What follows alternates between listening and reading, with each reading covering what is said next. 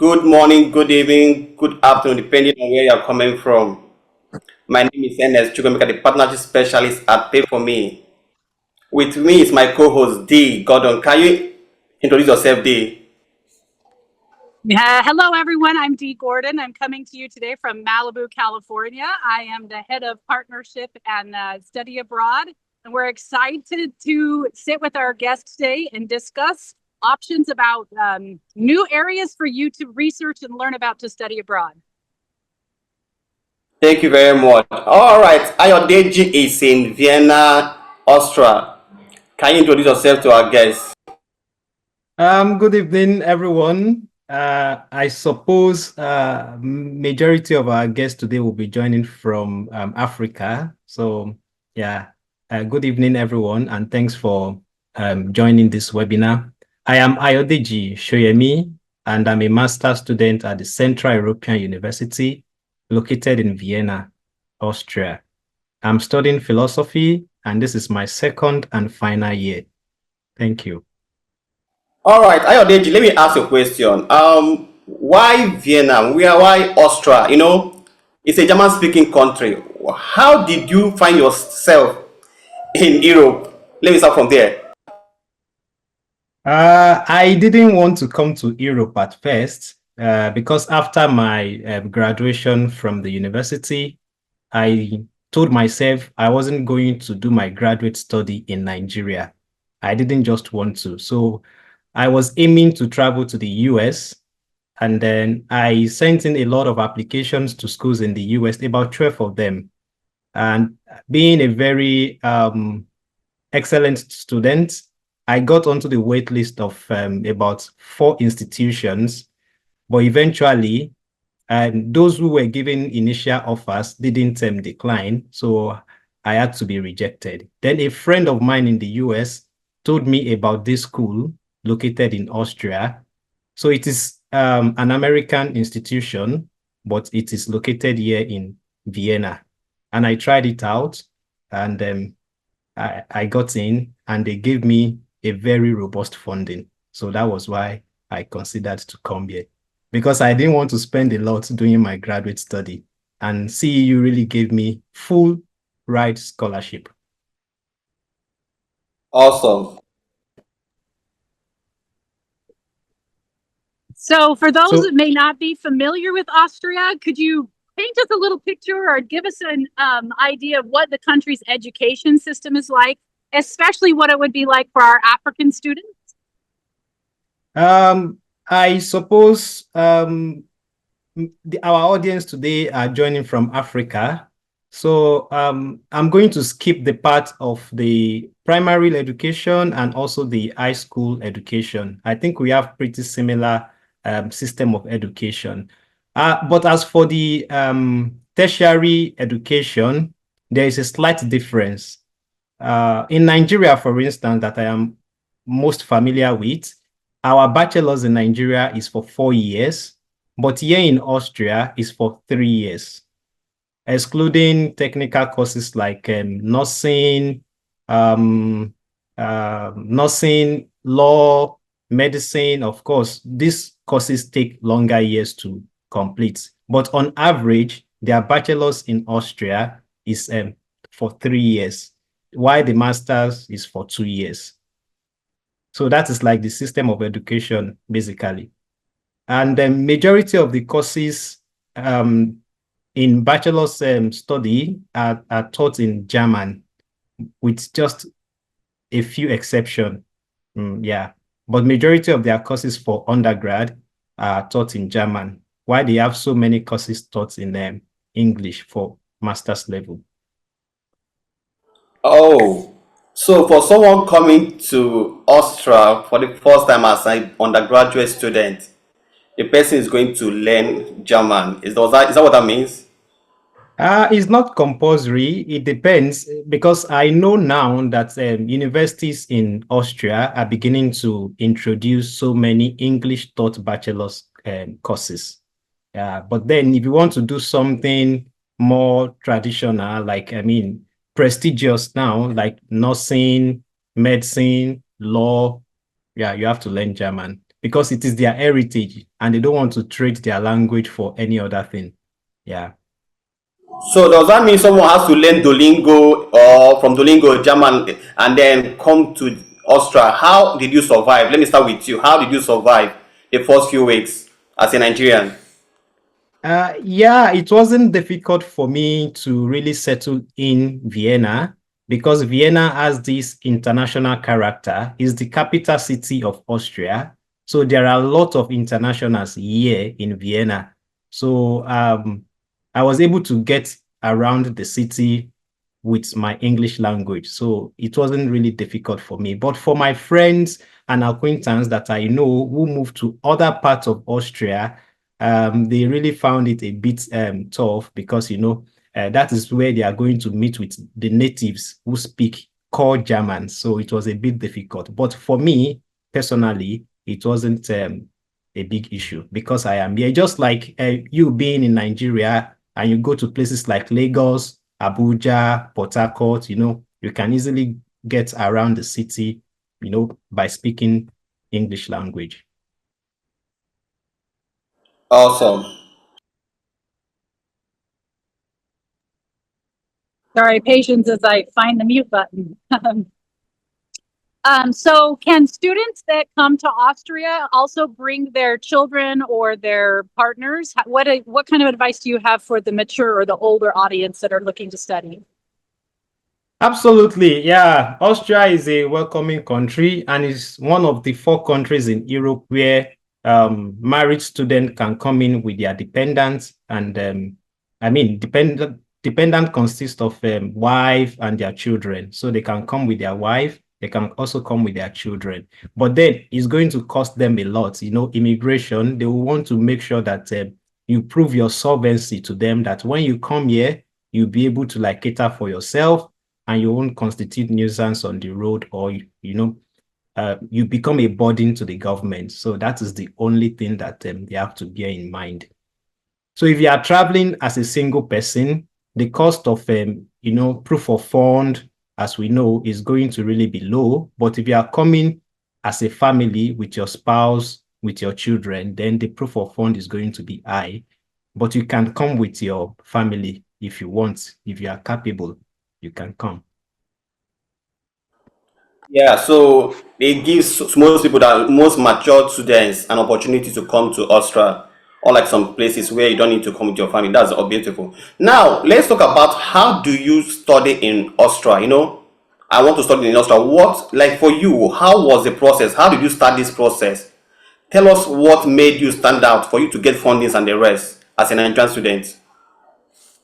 As I mentioned at the beginning, my focus was to travel to the US for my graduate program. So I had started way early before the application season. So one thing that is very key when you are applying to grad school is early preparation. You have to really prepare way ahead of time and not when it is time for application, then you start, writing your statement of purpose and curating your CV. That will be so late. So I started early. So the first thing is that early preparation. And two, write a very compelling statement of purpose. Yeah. Then also make sure that your CV is detailed. If you are coming to Europe, try to know the standard of their CV because each country has a style of writing their CV. But in my case, because I applied to an institution that is having a US orientation, so I curated my CV following the US standard. So that is also another thing. And also your undergraduate result also matters. If you have 2-1, 2-2, first class, third class, this is also going to affect your chances of gaining admission. So in my case, I did all of these things way early before the application cycle. And when it was time for application, I just submitted my application once and for all. Awesome. Now, talking about application process and the rest, Like someone who doesn't have an idea of how to apply, is there a standard website? Is there any way, or you can apply to schools individually? How does this work for those coming to Austria? Okay, for Austria, you just have to do the work yourself. You can apply to schools individually. There is no centralized application system as they have in countries like Finland, Norway. No, in Austria, you are going to apply to an individual school. So you apply to the school, and the school is going to get back to you, whether with positive news or love letter, as we call it, negative news. So, yeah.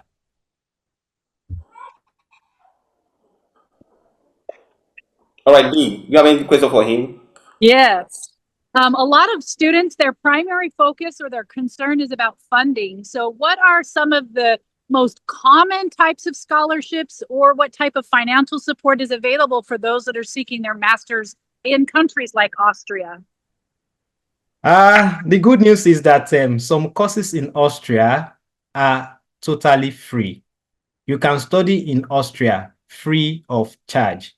Most of their FH schools, which are technical institutions, are free because they are state dependent and the state fund these universities.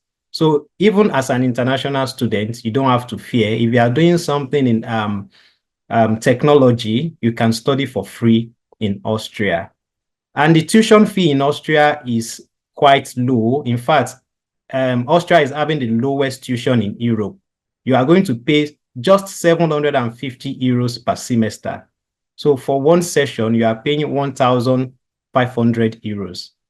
So because tuition is very cheap and in some cases free, the scholarship scheme is very, very limited. And because it is also limited, it is highly competitive. Because the way it works is that the school is going to nominate candidate for national scholarship. So if the school does not nominate you, you may not be able to get some of this national scholarship. And there are other European Union scholarship like Erasmus Mundus and so many of them, which you can also apply to directly. So, Ayodeji, this is awesome because most people have challenges with funding, you know. Now we've seen that Austria has a low cost of living. It also has opportunity for you to come with your family, and also you have a lot of scholarships, but you have to put in the work. Now, when you Sure. came in the first time, like Nigerians coming in, Nigerians, Ghanaians, Cameroonians, Kenyans coming in for the first time, how is it possible to transition? I mean, you know, since it's not an English-speaking country, can you transition, getting your permits and the rest? How did you do your own? I get this question a lot, and what I tell people is that at the end of the day, it's dependent on your personality. Before I left Nigeria, I tried to make a lot of contacts. So I already have good people waiting to receive me here in Austria. And apart from that, I did all my research myself. I didn't engage any agents. From the beginning of my visa process to the very last process, I did everything myself. So the information is out there for you. There is nothing hidden in the process. So whatever you are paying the agent, know that you are paying the agent for his time. But if you have that time, you should be able to read in between the lines, read all the information that is being put on the system, on the internet, and you will be fine. So in my case, when I came to Austria, I already have friends based in Austria. So they were able to put me through. And then everywhere you go, you always find Nigerians. Nigerians are all over the world. So when I came, I met with lots of Nigerians, and they were able to put me through all the integration process, and then that was it for me. So I didn't really face a lot of challenges. Okay, outside Austria, which other country has okay, almost every country in Europe has their languages. So, which of these countries have you visited, and how are they different from Austria? One thing about coming to study in Europe is the Schengen visa, because any country in Europe that belongs to the Schengen Union, because it's not all the countries in Europe that belongs to the Schengen Pact. So if you are coming to a country that belongs to the Schengen agreement, then whatever visa they give to you gives you access to 28 other countries, excluding that country that has given you a visa. So which means that you can visit these other 28 countries 90 days out of 180 days. That is 3 months in every 6 months. You can visit all the other Schengen countries. So in my case, I've been to Hungary, I've been to Luxembourg, I've been to Poland for academic conferences. And very wonderful places to be. The cost of transportation so cheap. You can travel to all these countries that I mentioned by road or by air. So in my case, I traveled to Luxembourg by road. I used the Flixbus. I traveled to Poland by air, and I traveled to Hungary by road as well. So, which of these countries will you say that you find most exciting outside Austria? Outside of Austria, I think I enjoyed my time in Luxembourg. Yeah, Luxembourg is the richest country in Europe economically, and it's a very small country. So I was able to tour around the city, and they only have just one university in Luxembourg. And I also met with some Africans there, and their system of education is also similar to what we have in most African countries. Okay, D, you love traveling, and just like Ayodeji, what can you tell Ayodeji when it comes to international students coming to Europe? What do I tell them? I mean, what do you have to tell us, Ayodeji, who is traveling like you? Like currently you are in California, you jump from Texas to California, now he's also traveling. So, for Africans coming to Europe, what do you have to ask Ayodeji? Yeah, I want to know just culturally what type of experience and what have you what is the most challenging portion, but what has been also the best and most amazing about your travels and your opportunity to study internationally?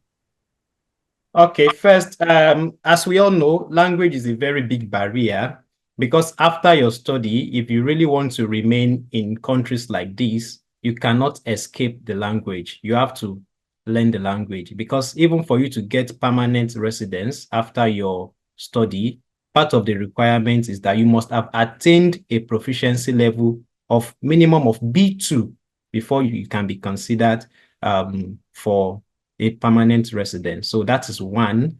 And for what I find most exciting about countries in Europe is the transportation system.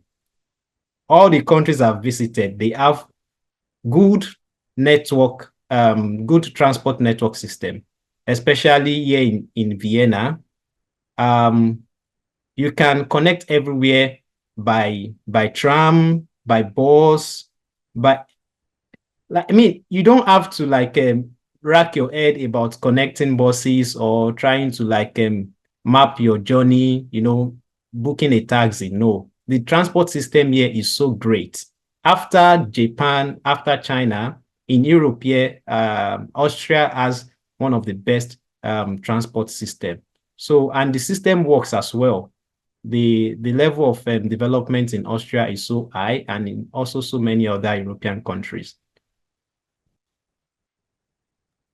So my other question, if you don't mind, is as you've gone through this process and as you've overcome the challenges that have been presented, what is your best advice for those that are looking to follow your footsteps and travel and study in Austria? What's the best advice you could give them? I will make this advice general. I will not limit it to Austria alone. If you want to travel outside of your current country where you are in Africa, be ready to put in the work. Yeah. But if you have the money to spend, you can employ an agent to do the journey for you. However, I would strongly advise against that. because it's better you be in the know yourself. Try to read the information regarding immigration. It is there online. It is not hidden. Every country has a dedicated website for immigration. Go and read the process, one after the other. So when you read and you digest everything, nobody is going to scam you. Nobody is going to charge you exorbitantly. So that is the first thing I'm going to tell them. Be ready to put in the work. And two, start the preparation very early. If you know you want to study in Austria or in any other country in the world, you usually begin the process a year before the time you want to start. For instance, if you want to study next year, like if you want to begin your graduate journey next year, you have to start the process now, because this is actually the application season all around the world, Canada, US, and almost all the countries in Europe. So you have to start very, very early. And also take one step at a time. So do not wait till the very last minute before you start gathering all the documents. As I said, prepare very early. So you can write your statement of purpose, let's say in 1 week. So in another week, you can try to do your CV. In another week, you can come up with writing sample. And also try to reach out to current graduate students in the schools you want to go to. In my case, I was sending emails to graduate students all around the world, in US, Canada. In fact, it got to a point, my family members were thinking I'm into online fraud because I wasn't sleeping at night. Because of the time difference, if I book a Zoom call with them, the time they will be so available, it might be nighttime in Nigeria. So I will be awake all through the night, trying to talk to people, get their guidance and mentorship. So this is what I have to tell people who are actually planning to study abroad.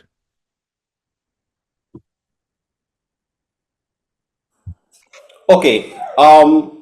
You've been here for some time now. What advice will you give a prospective student that wants to come to Austria?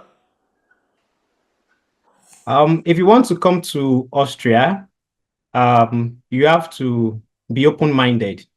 Very important, because the language already puts you in a disadvantaged position.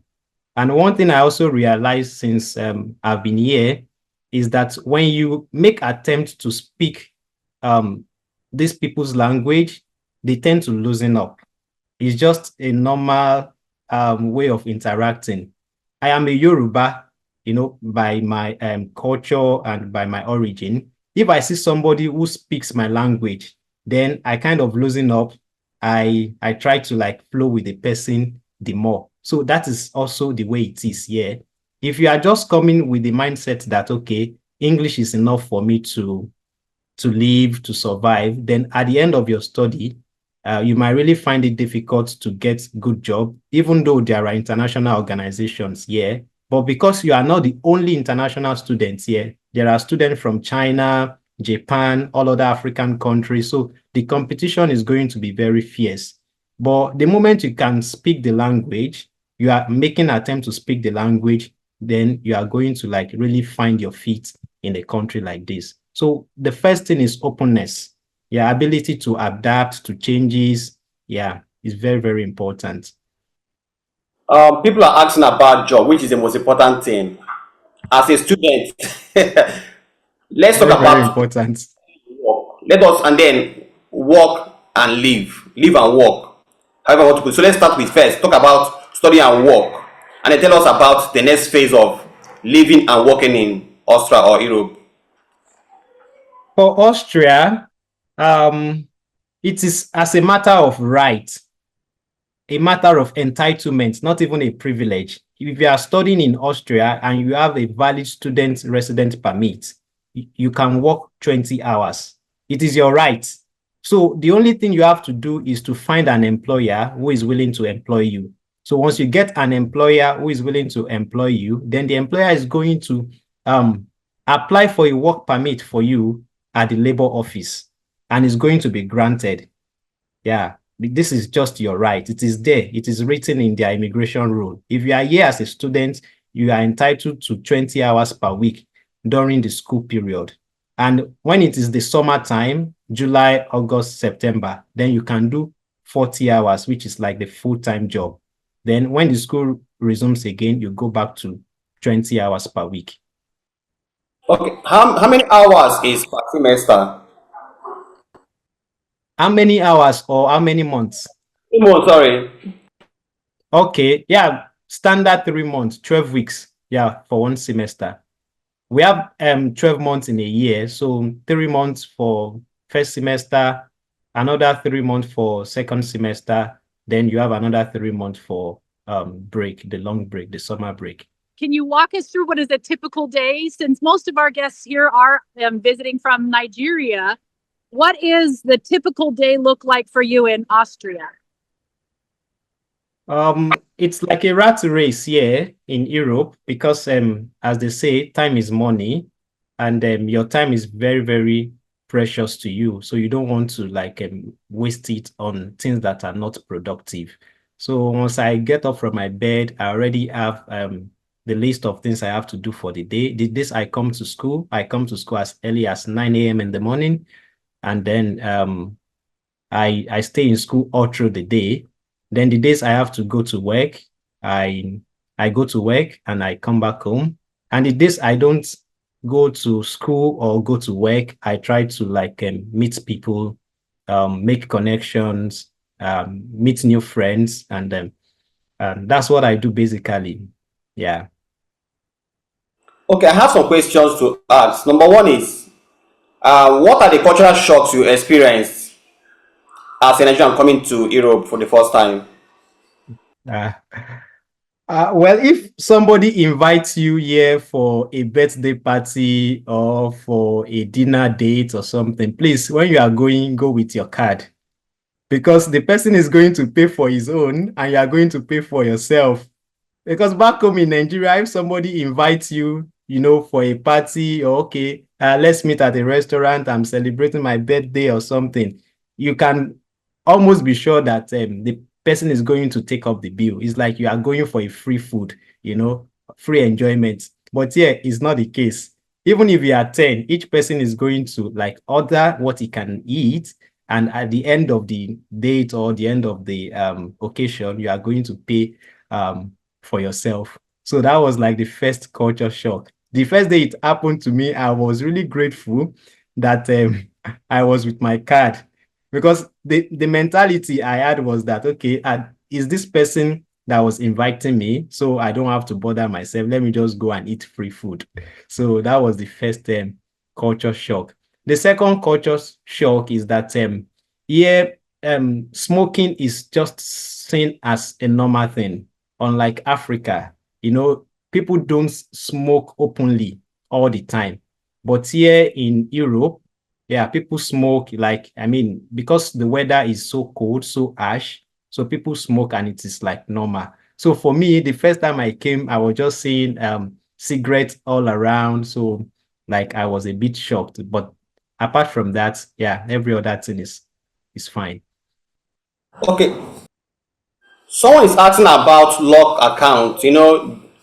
What can you say about this? Austria does not require you to have block accounts for your study, yeah, for your permit to be granted. You just have to show the proof of fund, and then if the money is in your account, then that is all. Unlike Germany, Germany requires a block account. Also, Belgium requires block accounts, but for Austria, you don't have to lock any money in your account. Okay, what about, are there specific English test requirements for those coming to Austria? Yeah, Or very important because the demand to study in Austria is now very high, and they are doing everything to kind of like reduce the number of applicants. So they have recently introduced the policy that every prospective applicant have to sit for IELTS exam. Yeah. so is there anything like waiver? In the US, there's an English waiver for Nigerians. Is there anything like a waiver for this test? There used to be, because I didn't write IELTS exam. I didn't sit for one. So, but now it is compulsory. There is no longer waiver. Okay, someone is asking about Portugal. Do you have any clarity about Portugal? Studying in Portugal. My knowledge about Portugal is limited, so the person should just try and read the immigration website, as regards Portugal, and also try to like look for people who are currently studying in Portugal, because whatever updates I have might already be outdated. So, and I wouldn't want to give you something that is not up to date. Yeah, I'm sorry about that, but I think it is best I do that. Yeah. Yes. So I like to point out to those that are joining us some of the habits and some of the things that our guest points out. We have early planning so that we're not rushing around trying to find and formulate SOPs and financials and everything. We have connecting with mentors and a community so that not only where you're going, you have resources, but you also have other students to ask questions to. Some of the financial transactions, we've talked a little bit about that, and that's what Pay For Me is. That's what we fine tuned the game, is to make sure that the financial transactions go through smoothly. But we want to make sure that everybody that's here is connected to all of the resources that Pay For Me has. We have the app that has a community. We have the WhatsApp group. We've got consultations. We've got the financial transactions. We've got schools for you to research. We have scholarships for you to research. We have so much information that we want to make sure that it's in the hands of the students that need it. We're so excited and we're grateful for the time that you came to share with us about Austria. And it sounds like a beautiful place to visit. Sounds like there's a lot of opportunity for education and cultural experience. I really, really appreciate the time you've taken with us. Is there any other information that you feel like you want to share to help our students prepare for international studying, and specifically in the region that you're in? Okay, before I will say some other words, I would like to entertain some question. If some of those who are joining us here today have some questions they want to ask me directly pertaining to Austria and the whole of Europe. So you are welcome.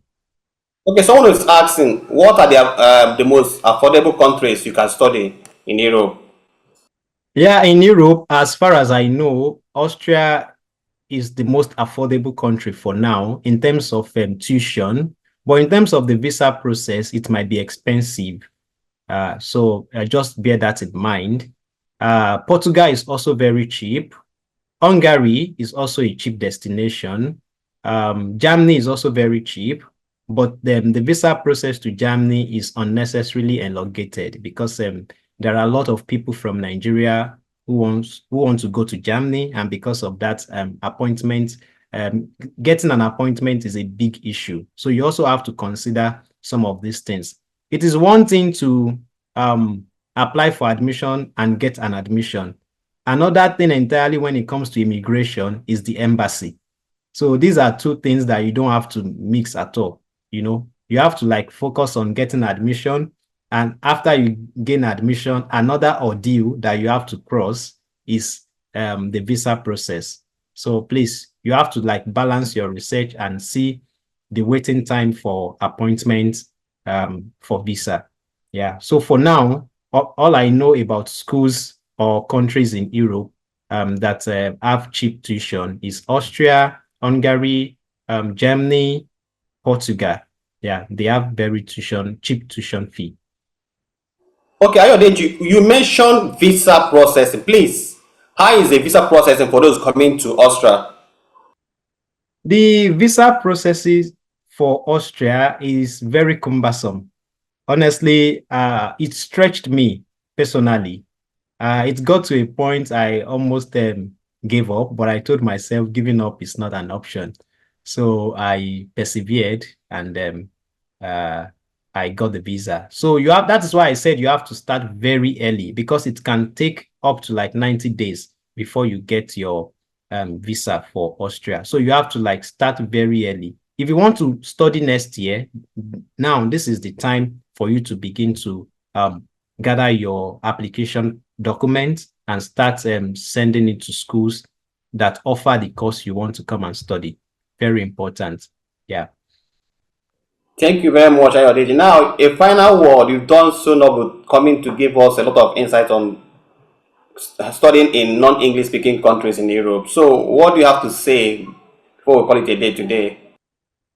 Yeah, it's a journey, it's an adventure worth taking because we don't figure out our lives sitting down in one place. So if you desire something that is better for yourself, then you have to take the bull by the horn. You have to be courageous, take the first step. Nobody is coming to support you if you are not ready to support yourself. Very, very important.